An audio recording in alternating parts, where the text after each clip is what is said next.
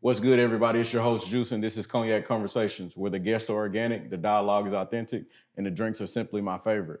And I want to introduce my guest for today.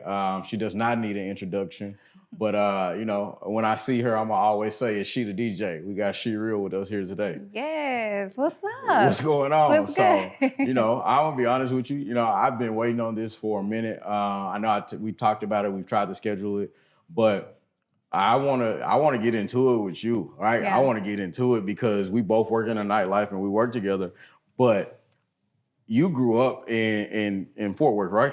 Correct. You from the Fort. On the phone. Yeah, yeah. Yeah. So I want to talk about this whole Dallas nightlife because I'm sure you've seen everything change, right? Like Yeah. it has to have changed. I mean, it's changed since I first started coming here in 2016, Mhm. but I'm sure you've seen the whole evolution, and I want to get into it with you about that. So, but before we get into that, I want to talk about, you know, you a female DJ. Not only are you a female DJ, but like you like the top, right? Like you at the top. Like there's a few of you ladies at the top, and I'm not even gonna mention all of them because I plan on having some of the other ones on this show too. But Right. Yeah. it's a few of y'all I got sitting up there on my, y'all definitely my female Mount Rushmore, but it's a Mhm. few of y'all that sit up there with the fellas on the DJ Mount Rushmore. So, Right. um, what's your passion like for music and love for music? Tell me about that. So I've always loved music since a little kid. Right. I just remember like when my dad would get paid like every 2 weeks, he used to like take me to like the toy store and get a toy Right. on payday. And I just remember when it hit probably like 5 or 6, and I didn't want toys no more. I wanted CDs. Okay. And so it was like every payday I got to get a CD. And I was like having all these CD racks. Like my whole Yeah. room was just covered in CD racks. Um, then, back then we also had like the cassette tapes. Yeah. So I used to like record things off the radio, make my own mixtapes. And then when like LimeWire came out and CD burners came out, I was burning CDs for the school and all that stuff. So it was like I've always somehow been connected to music. Right. I tell people all the time that I've been DJing all my life and didn't know it. Mm-hmm. So, so yeah, I've always been making music, like making mixtapes and selling them at the school. And then whenever I got into dancing at the school, I was the team's like competition music maker. Oh, okay. So I would make competition music, like using DJ software to blend and put effects on our music, and didn't even know Okay. I was using DJ software the whole time. Yeah. So it's just weird how like life kind of circled around and came back. So this is really interesting. So Yeah. it's been your whole life, right, with the music. So I'm gonna tell you the truth, she real. When I was 5'6", we ain't have CDs. Uncle little old. So we didn't get CDs till I got a little older. But no, I feel you. I feel you about the LimeWire and all that. We used to I used to rap a little bit back when I was younger. And we used to use the DJ software or whatever and all that as well. And I'm gonna be honest with you, I can have an appreciation for somebody like you that has this always been your passion and you followed it. Like I had DJ software on there. I remember I got a Dell computer that fell off the back of a truck, brand new, Yeah. And one of the first things I did was put a DJ software on it. It was virtual DJ. I was probably like 19 years old. Yeah. And I wish I would have acted on that, right? Like I wish I would have truthfully had followed that dream, because one of my true goals when I get rich, because I'm gonna get rich one day, I want to have a party at my home, right? I want to have a club inside my home. I want to DJ and bartend my own party. Okay. Right, like that's one of my dreams is like I want to be, I think I'm a mixologist, but I want to DJ and bartend my own party. So, but to see somebody like you who like you was burning CDs, like you followed that passion and you stepped into that light. So that's hard. I like that. Yeah, I like but that. it was weird because it was like I didn't know. Like I never imagined DJ during that time. Right. I just like music. You know what I'm saying? Like I thought I was gonna be in the WNBA. Like I was a hooper. Oh, you was a hooper. Yeah. Okay, she real, the baller. I was a hooper. I was hooping. Like my parents started me when I was 4. I was in like every little league, training camps, all that stuff.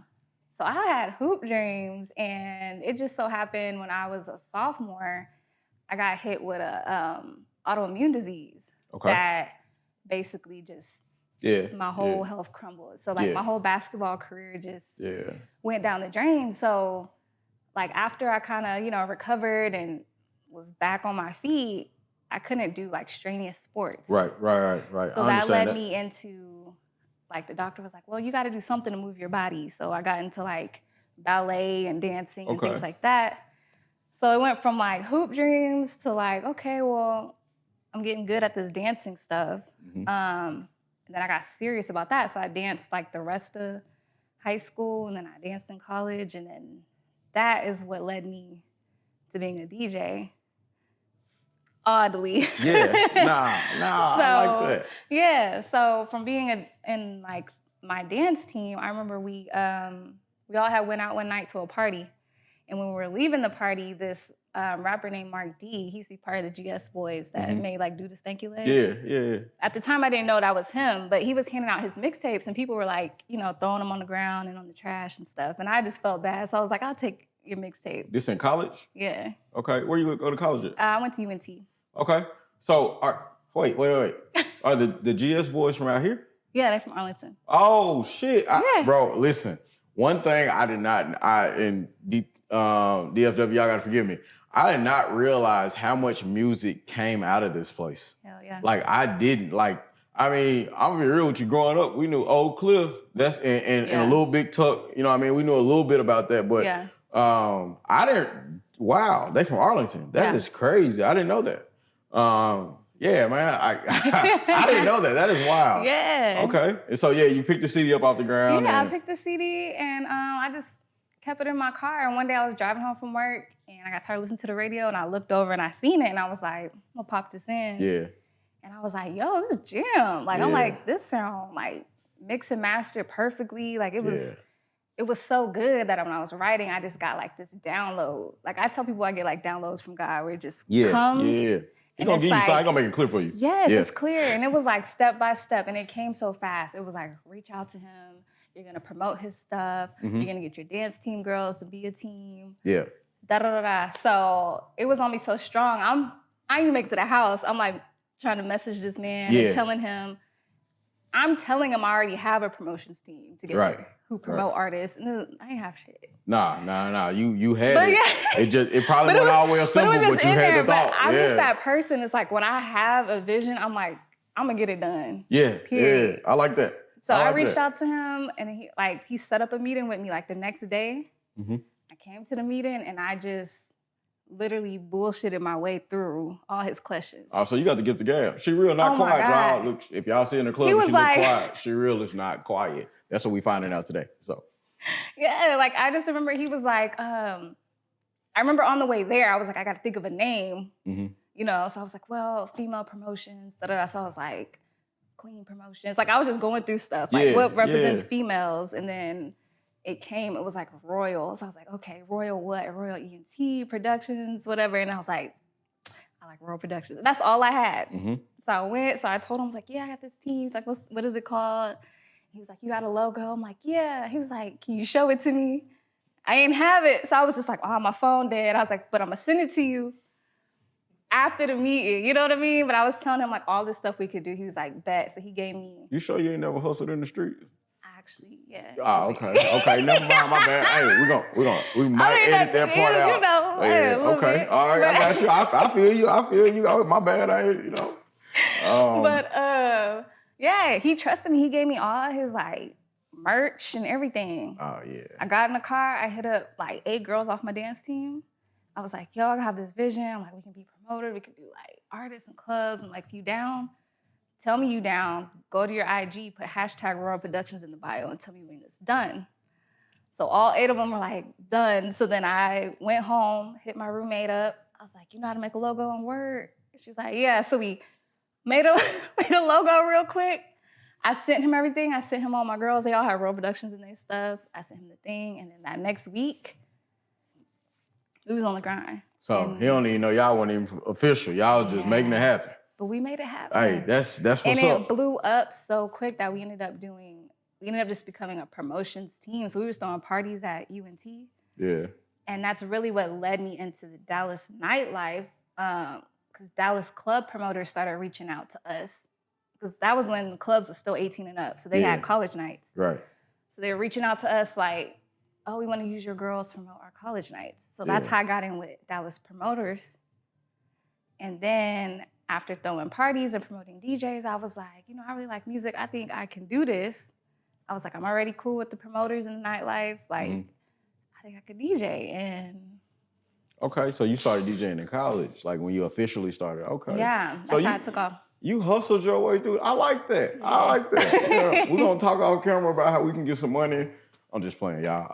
But no, I like that. So, Royal Promotions. Did you ever tell him, like, did y'all ever get to a point where you was like, hey, yeah, you know, when we first met, I went all the way together? Yeah, I told him. What'd he say? He was just surprised. He was just shocked. Like, he was like, oh man. But like I said, we went so hard for him. Like, it didn't actually work because my idea was when I seen him passing out his mixtapes and people weren't taking him serious, I was like, he just needs some bad chicks. Yeah. You know what I mean? Some bad chicks out there passing out, people gonna listen. So when we had his stuff, people was coming up to us, what you got? Yeah, of course. Shoot, hey, you know, that it sells, right? It sells. Like that's the thing, right? Right. And so hey, that's hard. I like that. I like that. So, you know, so that kind of talks about the music, your love for the music, and then you turned into the business side of it. But, you know, what else, you know, is She Real? Like, you know, are you into like this, you know, one of the things that in the social media world today is fit, right? Like a lot of people talk about being fit and being in shape and being healthy. So talk a little bit about, you know, what your health journey is and what your lifestyle like when it comes to that. So my life literally centers around health. Okay. It's like it has to.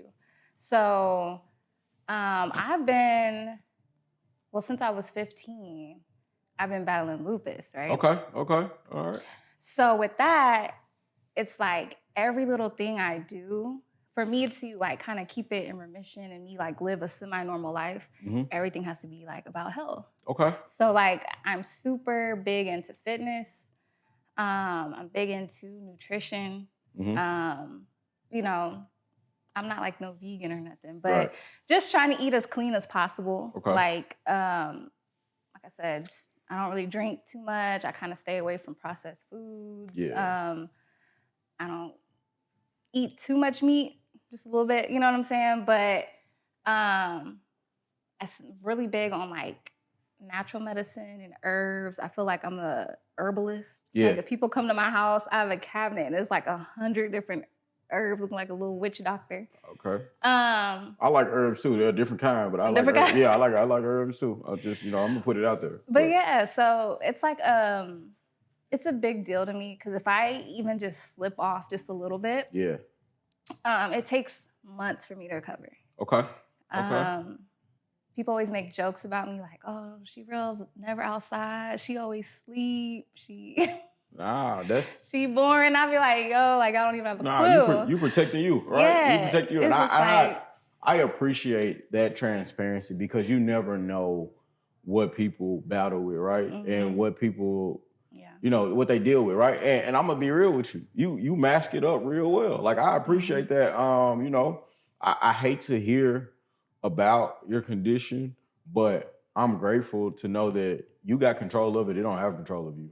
Oh yeah. Yeah. So that's hard. I always tell people, I'm like, I battle it. I just don't even claim shit, really. Yeah, you ain't supposed to. I just be like, you know, it's I feel like everybody in life got something they dealing with. Yeah. So, you know, I just try to live, you know, the cleanest, like kind of disciplined life as possible. Yeah. And just deal with it, you know? So nah, that's big. And I'm gonna be honest with you, like that's cognac conversations, right? Like that's a cognac conversation. So we prepared a drink for you today, and it don't have any alcohol in it. Unks do, but you know, we talked, and you told me you don't drink. We respect it. So we do want your feedback. So we're gonna, you know, we're gonna stop right here and take us a little. We're gonna toast up. All right. Yeah.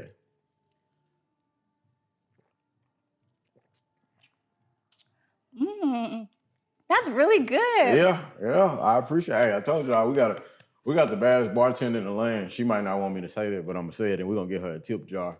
and I'm gonna start tipping her myself because she be having me faded on this show. Yeah, that's fire. But yeah, so getting back into it, right? Like, you know, I want to tie these two things in together because you talked about your health and what you battle, but this like just completely segues into the next thing, and you kind of touched on it a little bit, is your spirituality. Like you gotta have big faith to maneuver the way you maneuver, and you do some big things, right? I really didn't know your backstory, but when I seen you on like the McDonald's All American, I was like, oh yeah, she hard, like she cold. I mean, like that's a different level right there. Yeah. You know, and I seen the flyer drop. Was it today or yesterday? The Togetherland yeah, Festival. yeah. You doing some big stuff. Thank you. So now I definitely want to check that out. Plan to get my ticket and come show you some support, show you some love. If anybody else watching, it'd be great if Cognac Conversation can get a table on there. I gotta pull it myself. But if not, then we definitely gonna come out and just show some support and show some love. So you do some big things. But how, you know, I gotta ask this question: how big is your faith? Everything. Everything. I'm the Jesus girl. Okay. Jesus girl. Yeah, like Lord, everything. I'm taking another shot. No, yeah, but faith is like everything to me. Like you said, just different things. Like I said, battling what I battled most of my life. I had hit some really, really like rock bottoms. You know what I mean? Been there before. It's crazy to say like the power of God and how it can come in and just like flip your whole situation around and come in and save you. Real. And you know what I mean? And just always, it's like no matter what life throws, I always feel like protected. I always feel like the power of God. That's that armor, that breast armor. Right. I ain't trying to get church on y'all. I know a little though. I know a little bit. And so it's like, it's so embedded in me. It's like, I feel God every day. I pray like a Muslim. I pray all day, every day. Like even, even in the booth, there's so many times I'm DJing, I'm praying. Like people probably thinking I'm lipping words, but I'm not, because I'm such an empath. I feel a lot of energies and things like that. And there's times where like I be in a space and I don't like the energy or I don't like things that's going on. And I'll just pray because I know like the power of the tongue and like how you can change shit. Oh yeah. I know I'm cussing too with the same thing, but you know how it is. But hey, listen, God understands how hard you get. You talking about these energies? I'm about to open this up and get me a shot out of here. So there's times I'm in the booth and I'm just feeling stuff or things ain't, and I'll just start praying in the middle, like binding up stuff. Like we gonna get this, you know. Yeah. Oh my God, we gonna release good energy, good spirits. Put it out there. Or even if I get stumped, like I'll tell God, like, I need you to show me what to play, how to play it. Yeah. Put your anointing. Yeah. Like I'm praying as I'm moving, and I can see instantly like energy shifting. Yeah, and I'm gonna be honest with you. Even with doing this, right? Because we do work in nightlife, and I do have a real career, and I'm trying to balance so many things. When it comes to this, like sometimes my energy be low, and I remember like recording the first episode and driving here, and I prayed the whole way. Yeah. Like, I'm finna go record Cognac Conversations, but God, I need you to bless this. Yes. You know what I mean? I need you to put this out here, because if it's on me, I'm gonna sell all the equipment and walk away from it. Yeah. But you gave me this vision, so you see it through. So now I feel that that's big. You know what I mean? Like I like that. I like that. Anytime you do something, pray. Like before every gig, I'm praying. Yeah. Especially in nightlife, because like I said, it's so much energy, so many spirits. You shake so many hands and you don't know what you're shaking. Exactly. And people rub off on you. Yes. That's real. I thought this was gonna be this topic was gonna be something I had down the road when I brought some promoters on, but that's real. No, right? It is. Like transferable spirits is a real thing. And 100%. Like you need to cover yourself before you go in. And when you leave, like you go home, say something before you walk in your house, or when you make sure. Yeah. I don't know. I'm really big with before you lay down, you gotta take that bath. Yeah. Wash it off. Wash that off. Yeah. It's a real deal thing. That's real. That's real. We tell people hit that water all the time, but it might be because you sweated in the club, but you need to get them spirits off for you too. So that's one of the biggest things. Now I like that. I like that for real. Yeah. So I got, 2 more topics. I ain't gonna hold you too much longer. I think this has been great. You put us, let us into your world a little bit. But one of the things that I really want to ask you is because you're from here, and like I said, you've seen everything. It seems like. How has I'm gonna say the DFW, right? How has the nightlife changed, shifted from your going out days in college with Royal Promotion, sorry, with Royal Productions to today?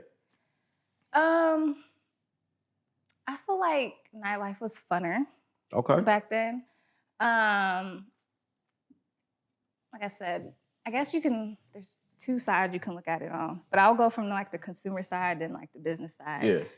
But yeah, like the consumer side, it was just funner. Like back then, people actually went out to have a good time. Like I remember, every club we went to, we was sweating out. Sweating out the hair, whatever. Like sections and stuff wasn't a big deal. Nah, we was on the dance floor. And most clubs didn't even have that many sections. Right. Like it was like a few people would get them, but most people, you coming in, you partying, you having a good time. And that's just kind of what I remember on the consumer side. As far as like the business side, how it's changed is, I would say all the free clubs and things like that. Yeah. Like I just remember how much money you could make back then. Off the door. Yeah. Where I come from, you paying to get in the club. Yeah. Like that's what kind of made me start doing parties and stuff. But yeah, everything was off the door. Like everybody would pay. It was like expected. Yeah. And it just, I don't know. It was just a different vibe. Nowadays, it's like everybody, obviously it's like the get in free culture, which pushed the section culture because now you have to find a way to make money. It pushed the entitlement too. That's what I say. And then it pushed the entitlement. It pushed everybody feels like they're a celebrity. Yeah. It pushed the like, then you got to go with the times too. And then social media came into play. So now it's like people are more concerned with their phones. Yeah. And Nobody having fun. Capturing a moment instead of living in the moment. Right. Because I always say like, when we first started clubbing and partying, I don't have any pictures or videos to show you like how lit it was. Like we ain't got nothing. We lived in the moment, right. You know what I'm saying? So I think that's kind of what changed. Like free culture, section culture, social media has kind of like took away from the fun of it. Yeah. And then you can, throw music in there too, like artistry. I feel like everybody plays a part. Like even the artistry, I feel like a lot of artists nowadays is lazy with like creating their music. You don't have to create anymore. You just gotta say something catchy. Yeah, say something catchy. Everyone's knocking off the classics, which to me makes it mid. Yeah. Because it's like we've heard it before, but everyone's doing covers and remixes. You know what I mean? Nah, you're real. So yeah, I feel like it all just plays a part. Social media, artistry, all that. Yeah. Nah, that's true, right? Like I see it too. Especially what you said. People aren't having fun anymore. People don't go to the club to have fun. No. I used to say to my friends all the time, and I don't mean to bring race into it, but I went to a predominantly white school. I went to college in North Dakota. Okay. I never seen somebody go to the mall, buy a $1,000 outfit to wear to the club in North Dakota. Right.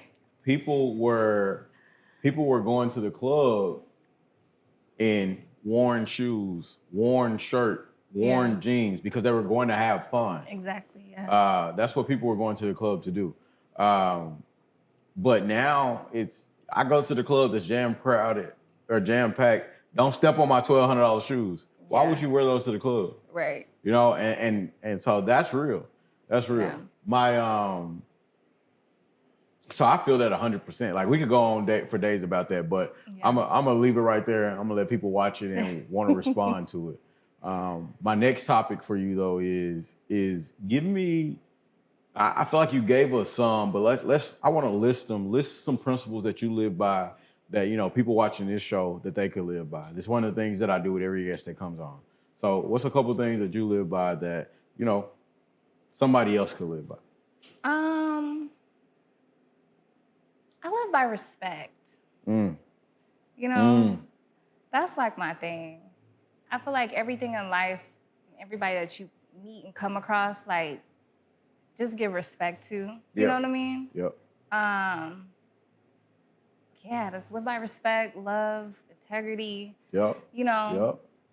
just try to be authentic, be yourself. Yeah. Yeah. They got that authentic word, y'all. Yeah. There you go. Yeah. She on to something right now. Yeah, that's just kind of what I live by. Life is so much easier when you being authentic. You ain't gotta hide, you ain't gotta cover, you ain't gotta come out yourself. You know what I mean? Mm-hmm. It's just easy. And then when you're being you, everything that's supposed to be with you and around you is gonna flow. Yeah. Yeah. So, that's that. So that. I want to thank you for coming on to the show. I want to thank you for giving us insight, giving us a little bit about who you are, backstory. I learned some things that I didn't know. I could go on for an hour, 2 hours, because I want y'all to know She Real also is my A-Ball and MJG partner, right? Oh like my she grew up God. on some Memphis music. I understand why now. She had CDs all around the room and she was burning CDs on LimeWire.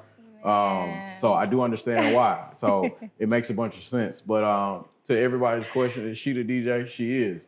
And her name is She Real because she's just that. So thank you for coming on the show and I appreciate you. Thank you. I enjoyed it. Yeah. Yeah. Yeah, just like that.